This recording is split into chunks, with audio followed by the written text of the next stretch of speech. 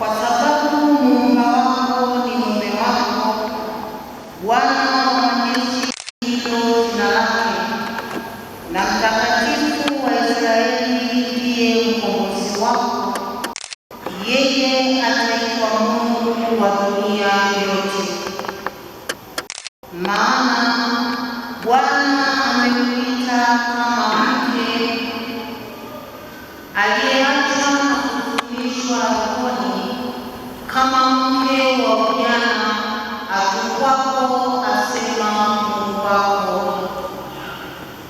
Kwa kitambo kidogo nimekuacha, lakini kwa rehema nyingi nikakukusanya.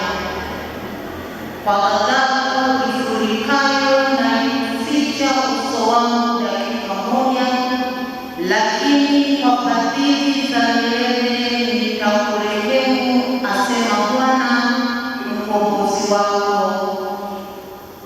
Kwa maana jambo hili limekuwa kama maji ya Mungu kwangu, maana kama nilivyoapa ya kwamba maji ya Mungu hayatapita juu ya dunia tena, kadhalika nimeapa ya kwamba sitakuonea hasira wala kukemea.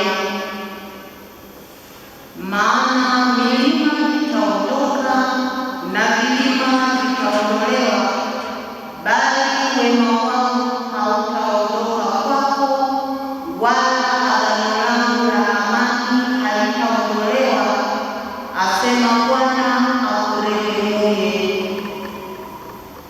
Ewe uliyeteswa, uliyerushwa na tufani, usiyetulizwa, tazama, nitaweka mawe yako kwa rangi nzuri, nitaweka misingi yako kwa yakuti samawi, nami nitaifanya minara yako ya akiki nyekundu, na malango yako ya almasi, na mipaka yako yote ya mawe yapendezayo. Na watoto